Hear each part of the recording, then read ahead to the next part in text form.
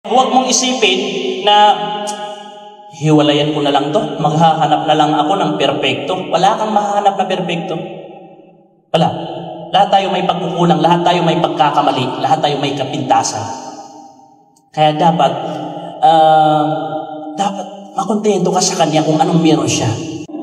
Siguro kaya nagagalit yun kasi sawang-sawa na pagod na sa pag-aalaga sa iyong anak. Tapos sasabihin mo, sama naman ang ugali nito. Siguro pagod yan walang tulog yan walang kain yan. Lakin na hadayina. Halimbawa may nakita ka sa kanya hindi maganda, pero isipin mo, sige, magsasabaran ako. Kasi hindi naman lahat ng babae katulad niya na relihiyosa. Diba?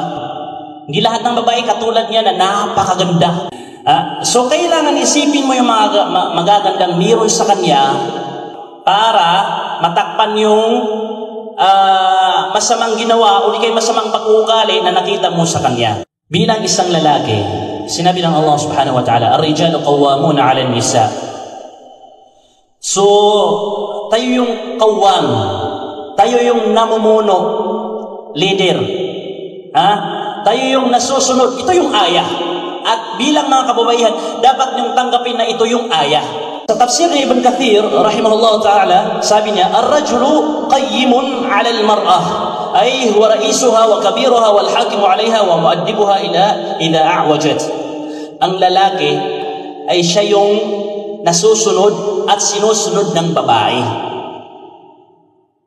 Pag ang lalaki ang siyang sumusunod sa babae, hindi yan totoong lalaki.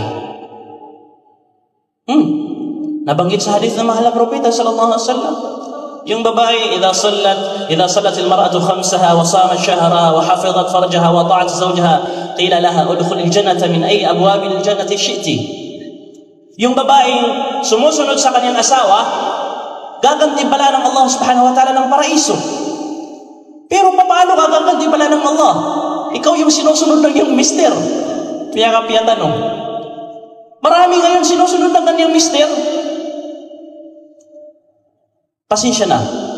Pero kung makakapag-asawa kayong mga binata, hindi yung siya yung sinusunod, ikaw yung sumusunod, sunod-sunuran ka lang. Hindi yun maganda. Kasi isa kang lalaki, qawwam, qayyim. Ikaw yung nasusunod, ikaw yung nagdedesisyon. Pero walang masama na kumuha tayo ng opinion sa kanila, makipag-usap tayo ng maganda, mahinhin sa kanila. طيب أعطيها حقها من النفقة والكسوة والمسكن قدر استطاعتك فإن أعظم أسباب الطلاق هي التقصير في الحقوق والواجبات. Ibigay mo sa kanya ang kanyang mga karapatan. Ibigay mo sa kanya ang kanyang mga karapatan. Ngayon din sa mga kababaihan, ibigay niyo rin sa mga kalalakihan ang inyong karapatan. Pero wallahi al-azim, wala kang makikitang isang tao na nakumpleto niya ang lahat ng karapatan ng kanyang partner. Wala.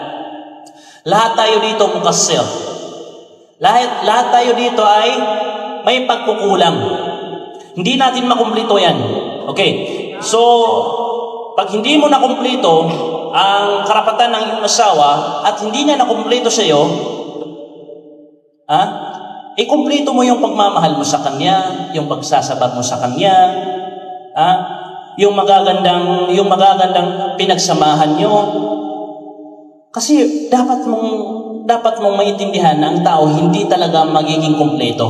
At ang mga karapatan mo sa lalaki ay hindi niya maibigay ng kumpleto. Sinasabi ko yan, totoo yan. Walang ni isa ang maaaring ibigay ang lahat ng karapatan ng babae. Tingnan niyo si Aisha radiyallahu anha. Noong tanongin siya ni Abdurrahman, Aisha, Ummul Mu'minin, wala akong nakikitang usok na nagmumula sa inyong bahay. Sa loob ng 3 araw, ano yung kinakain mo? Sinabi ni Aisha, aswadan. Yung aswadan, tubig lang at saka tamar. Tubig lang at saka tamar. Asawa yun ng mahal na propeta sallallahu alaihi wasallam. Nagre-reklamo ba? Hindi.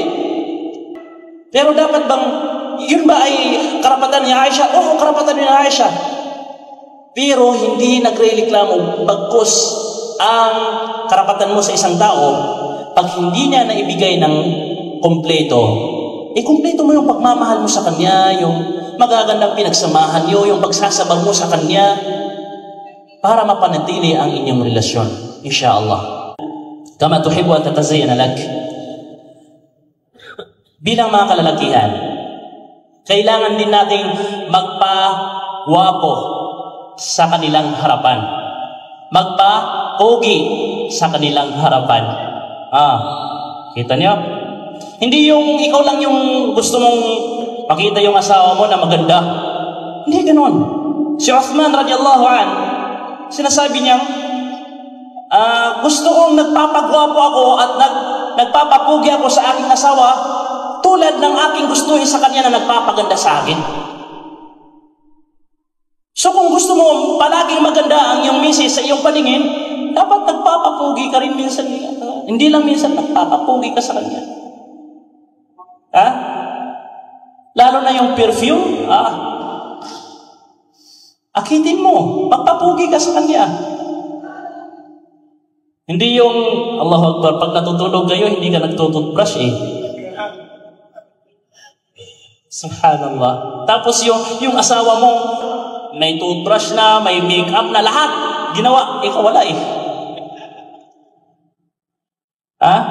Pasensya na, parang lumalabas na tayo sa limitasyon ng ating topic kasi marami namang binata rito. So, barakallahu fikum wa jazakumullahu khairan.